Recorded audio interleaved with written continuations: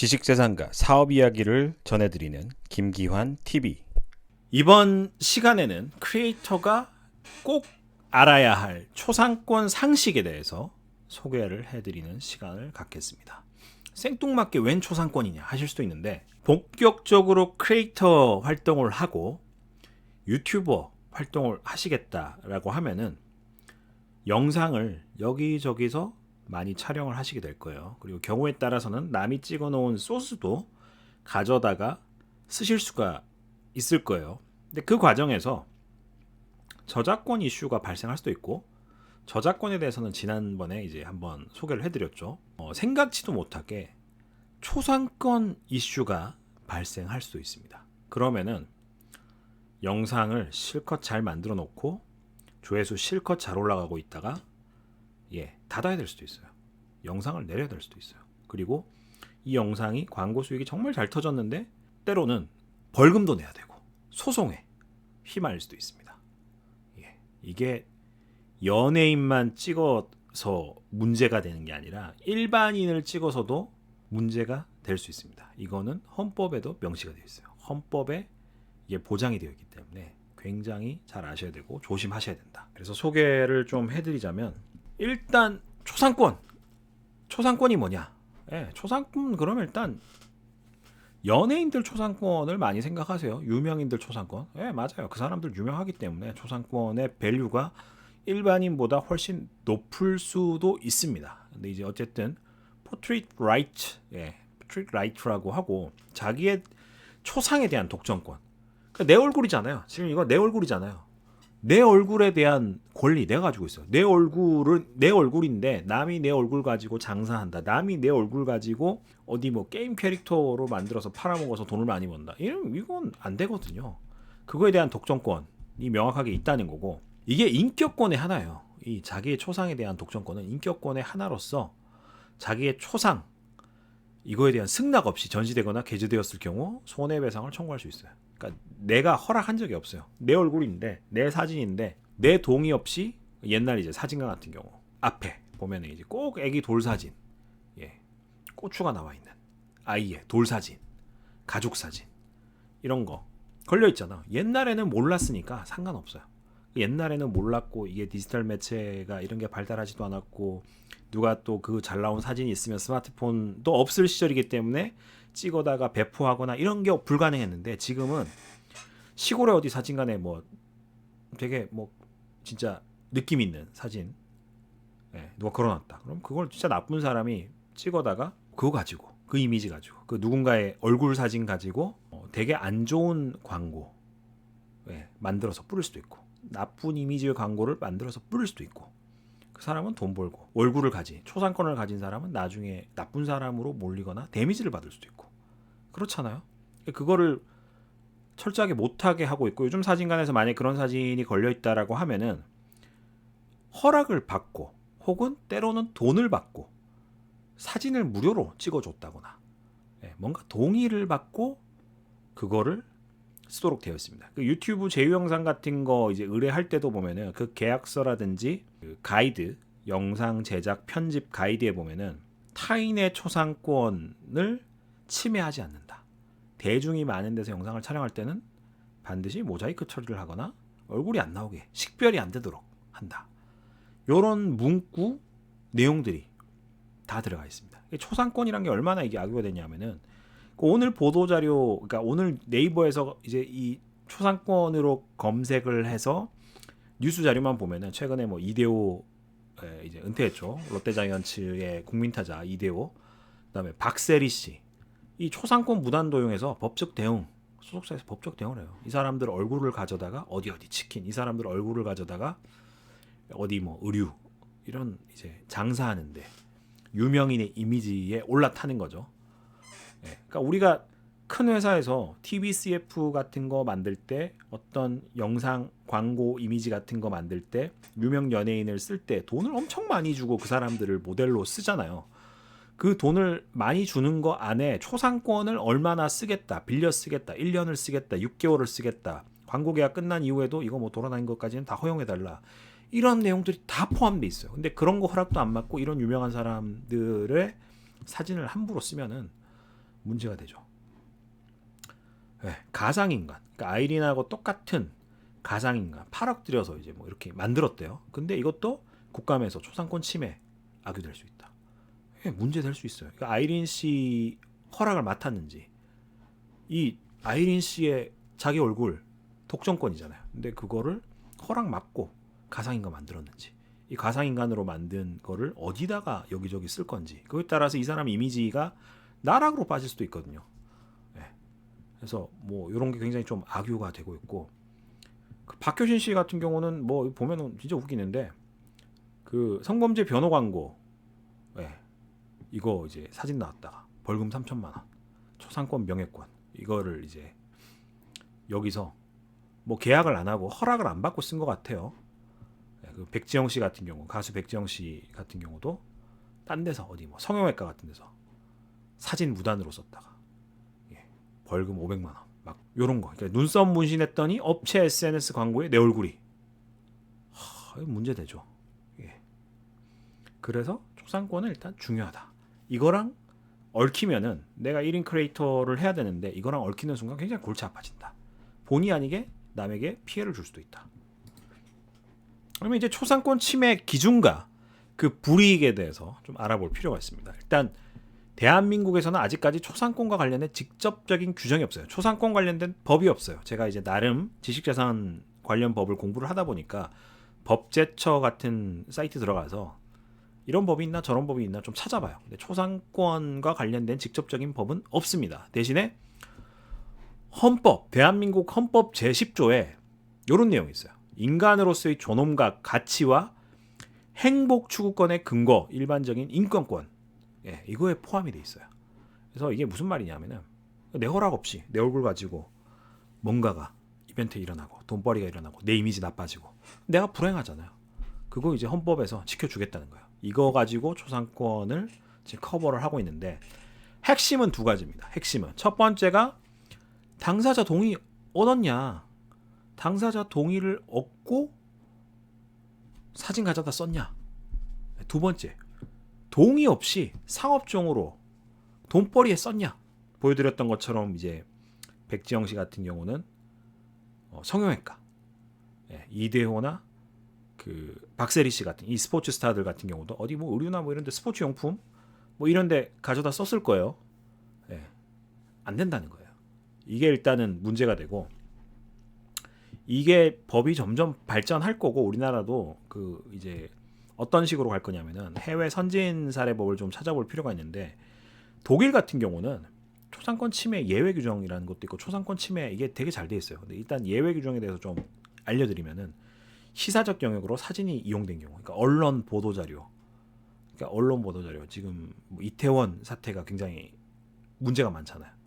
이태원 그 사건 이거를 보도하기 위해서 뉴스에 이제 일반인들의 얼굴이 나왔다거나, 사진이 이제 뉴스 자료에 사진이 나왔다거나, 이런 거는 예외로 초상권 침해에서 예외로 친다는 거죠. 공공장소고 공익을 위해서 사용을 됐기 때문에. 그리고 풍경 사진을 찍는데 우연히 사람이 찍힌 경우, 이 풍경 사진이 메인이지 사람이 메인이지 않잖아요. 이런 경우. 그리고 대규모 단체 행사에서 사람이 찍힌 경우, 대규모 뭐 진짜 수천 명 막 있는 사진에서 누구 하나 얼굴 나오면 이거 정말 이런 거는 골치 아프거든요. 그러니까 이런 거는 좀 예외를 해주고 있고, 순수 예술적 목적 등으로 사진을 이용할 경우, 예술 사진을 이제 뭐 이렇게 찍다가 누구 얼굴이 나왔어요. 그런 경우는 초상권 침해에서 좀 예외로 해주고 있다. 이것과 더불어서 가면 갈수록 이제 아이들, 저도 이제 못 모르고 페이스북이나 이런 데 이뻐가지고 저희 애들 사진을 잘 올려요. 근데 선진국들은 못 올리게 하는 추세고, 선명하게 나오는 사진을 거의 뭐 못 올리게 하는 추세고, 이제 범죄에 대한 위험이나 이런 게 있기 때문에 어린이집, 유치원, 학원, 문화센터 등 아이의 동선이 파악될 수 있는 사진을 올리지 말라라고 얘기를 하고 있습니다. 그러니까 얼굴 구분 안 되는 거, 그다음에 이제 생년월일이라든지 신상 정보 이런 거 노출 피해야 되고, 특히 이제 아이의 나체 사진, 생리 현상 중인 모습, 뭐 쉬하는 거 애들 이런 거 절대로 공유하면 안 된다. 왜냐하면은 실제로 캐나다에서 그 부모는 애가 이뻐가지고 어렸을 적에 막 찡그리고 울고 뭐 쉬하고 이런 사진을 이제 SNS에 올린 거예요. 근데 이제 애가 커가지고는 자기가 이게 불쾌하다는 거예요. 내가 이 사진 때문에 아빠 엄마가 올린 사진 때문에 고통받는다. 그래서 친부모를 상대로 소송을 걸었습니다. 지워달라고 했는데 안 지워주니까. 그런 일이 벌어졌고 이거는 뭐 해외에서도 그렇고 우리나라에서도 그렇고 이제 아이에 대한 인권도 굉장히 존중하는 이 추세이기 때문에 함부로 사진을 올리는 게 안 하는 추세가 될 가능성이 굉장히 높습니다. 그 영국 부모들의 쉐어런팅 의식 조사를 했던 자료를 이제 찾아봤더니 경향신문 이 보도 자료에서 따온 건데 자녀 사진을 공유하지 않는다. 56%. 오히려 과반수를 넘어요. 우리나라랑 반대죠. 예. 공유하지 않는 주 이유는 거의 뭐 90%에 육박합니다. 자녀의 삶이 사적인 상태로 남아있기 원해서. 내 인생이 아니라는 거예요. 남의 인생에 대해서 피해를 주기 싫다는 거예요. 사랑하는 내 자식이기 때문에 더 그렇다는 거고, 자녀의 사진을 공유하는 이유는 자녀가 그렇게 하는 것을 좋아하기 때문에. 그러니까 동의를 얻었다는 거예요. 우리나라랑 틀리죠. 그러니까 제가 지금 4살, 2살 아이를 키우는데 애들 사진 올리는 거에 대해서 이건 좀 고민을 해봐야 될 것 같아요. 인스타그램 그 스토리 같은 거 24시간 지나면은 없어지는 이런 형태의 피드 같은 경우는 뭐 올릴지라도 계속 남을 것 같은 이미지에 대해서는 좀 신중을 기해야 되지 않을까. 자료를 이제 강의를 준비하면서 그런 생각을 좀 많이 하게 됐고요. 그렇다면 크리에이터에게 이 초상권은 저처럼 강의 자료만 주로 만드시는 분은 조금 이것과 거리감이 있을 수도 있어요. 근데 이제 대부분이 저같진 않을 거거든요. 야외 활동을 하시면서 본의 아니게 사진을 찍거나 야외 활동을 하시면서 본의 아니게 영상을 찍을 수밖에 없고, 그거를 또 이제 컨텐츠를 제작하시는데 소스로 쓸 수도 있어요. 특히 이제 개인 방송, 블로그형, 유튜브 채널 어떤 채널 만들고 싶으세요라고 제가 80명 학생한테 물어봤더니 압도적 1위가 블로그형 채널 만들겠다는 거거든요. 압도적 1위가. 네, 압도적 1위예요. 근데 블로그형 영상을 실내에서만 촬영한다? 이건 현실적으로 불가능합니다. 지하철 타고 버스 타고 뭐 운전도 하고 사람들 많은데 나가서 밥도 먹고 사람들 많은데 가서 뭐 공연도 보고 사람들 많은데 가서 옷도 사 입고 물건도 사고 구경도 하고 문화활동도 하고 그럴 거잖아요. 본의 아니게 조심해도 남의 얼굴이 영상에 들어갈 수가 있습니다. 예. 저 같은 경우 최근에 실내에서 찍는 영상은 한국전자전 이런 거 갔을 때는 좀 대놓고 막 찍었어요. 왜? 다 실내니까 마스크를 쓰고 다니잖아요. 코로나로 인해서 유일하게 좋았던 것 중에 하나 제가 생각할 때는 실내에서는 어쨌든 마스크를 의무적으로 다 쓰고 다니기 때문에 초상권 침해를 하기가 힘들었어요. 영상 찍는 거에 대한 부담이 없었어요. 근데 지금은 이제 실내도 곧 풀린다는 소리가 있고 실외에서는 어쨌든 마스크 벗고 다니잖아요. 그랬을 때 문제가 됩니다. 그러니까 공공장소에서 영상 촬영 중 의도치 않게 타인의 초상권 침해 우려가 높은데 누구인지 식별이 분명한 경우 문제가 될 수 있어요. 그러니까 찍었는데 이게 흐리멍텅하게 누군지 모르면 상관없어요. 어떻게 봤는데 장동건 같기도 하고 또 어떻게 봤는데 원빈 같기도 하고 이러면 또 어떻게 보면은 옥동저 같기도 하고 이러면 괜찮아요. 근데 누군지 딱 누가 봐도 명확하다. 그 영상이 딱 나갔는데 이 영상을 본 시청자가 이 내 친구인데? 친구한테 얘기를 해줬더니 자기가 봐도 난데? 이렇게 되면 문제가 된다는 거고, 이거를 신고했을 경우 그 헌법 제10조 이거 가지고 걸고 넘어졌을 때 통상적으로 벌금이 한 30만 원 수준이라고 해요. 경우에 따라서는 더 나올 수도 있고 덜 나올 수도 있지만 그 정도 수준이라고 하고, 근데 이게 문제가 아니에요. 이게 문제가 아니라 기분이 나쁘고 만약 그 영상이 굉장히 불쾌한 영상이고 내 이미지를 깎아내리는 영상이다. 나한테 타격이 있는 영상이다. 내가 돈이 좀 있다. 변호사 쓰겠다. 그러면 이제 골치가 아파지는 거예요. 민사, 형사는 제가 봤을 때 사실 이제 현실적으로는 가능성이 좀 낮고 민사 소송에 대한 책임을 이제 따지게 되는. 내 이미지가 이만큼 손해를 봤으니 네가 물어내라. 네가 이거 그동안 내 얼굴 나오는 영상 가지고 돈벌이해서 재미 봤으니 뱉어내라. 이런 소송을 할 수 있다는 거예요. 초상권 침해 기준은 첫 번째가 식별 가능성입니다. 식별 가능성. 영상에 이제 누구 얼굴이 스쳐 지나가는데 당사자 친구들이 봤을 때 이거는 명확하게 누구다. 홍길동이다. 뭐 장동건이다. 원빈이다. 뭐 현빈이다. 뭐 다니엘 헨이다. 이게 명확하게 식별이 돼야 되고요. 첫 번째 조건이. 생각보다 좀 까탈스럽죠. 근데 본의 아니게 무의식적으로 찍다 보면은 또 그런 사진이 그런 사람의 얼굴이 잘 찍혀요. 그래서 되게 조심해야 되고, 두 번째가 앞에서도 이제 다뤘던 내용인데 비동의 및 상업적 이용. 우리가 유튜브를 하는 크리에이터를 하는 이유가 여러 가지가 있겠지만 어쨌거나 궁극적으로 기승전, 돈벌이, 기승전, 수익 창출 이거거든요. 예, 비동의한 사람, 그 사람이 누군지도 모르는데 난 영상 소스를 어디서 가서 실내에서 행사한 거 뭐 찍었는데 누구 얼굴이 나왔어요. 이거 가지고 광고 수익 발생했다. 그러면은 문제가 될 수 있습니다. 그래서 이제 샘플로 이제 치매다, 비치매다. 뭐 이제 가볍게 좀 설명드리면 일단 얼굴이 안 나와요. 식별이 안 되죠. 뒷모습만 봐서는 전지현 같기도 하고, 뒷모습만 봐서는 오나미 같기도 하고, 누군지 몰라요. 이건 명확하게 비치매죠. 그리고 눈이 굉장히 아름다우신 분인데 누군지 좀 잘 모르겠어요. 누구 같기도 하고 참 애매해요. 그래서 이게 식별 가능성이라는 게 눈만 봐서 이 눈은 전 세계에 얘밖에 없다. 굉장히 이 캐릭터가 선명하신 분이라면은 치매가 될 가능성도 있고, 근데 뭐 그렇지 않다. 일반적인 사람이라고 하면은 이 정도 가리면은 비치매일 가능성이 굉장히 높습니다. 그리고 아이들 사진, 웃고 있는 이 아이 남매 같죠? 닮았죠? 명확하게 이거는 치매죠. 누군지 딱 구분이 되잖아요. 그렇기 때문에 이런 것들을 굉장히 조심해서 주의해서 여러분들이 이제 크리에이터 활동을 하실 때 참고하셔서 어디서 영상을 찍을 건지, 어떻게 영상을 찍을 건지도 인지를 하고 찍으셔야 돼요. 저 같은 경우는 전시회 같은 데 가거나 하면은 주로 사람들 발, 허리 밑으로 나오게 많이 찍습니다. 그리고 이제 찍고자 하는 피사체 전시물 갔을 때 그것만 찍고, 그리고 그거 찍었을 때도 확인을 하고, 얼굴이 누가 좀 애매하게 나온다. 그러면은 그 부분만 모자이크 처리를 하거나 블루 처리, 흐리멍텅하게 처리하는 그런 이제 기능들을 사용해서 명확하게 식별이 안 되도록. 핵심은 이 식별 가능성이거든요. 식별을 할 수 없도록 문질러 버립니다.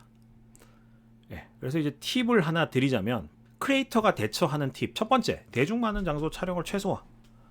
예, 저같이 이제 방구석 유튜버, 방구석에서 이제 PPT 자료 딱 만들어가지고 강의용 이런 거 하면은 문제가 안 돼요. 혹은 실내에서 할 때는 앞에서 제가 잠깐 소개해드렸던 것처럼 마스크 촬영한 실내 같은 경우는 문제가 안 돼요.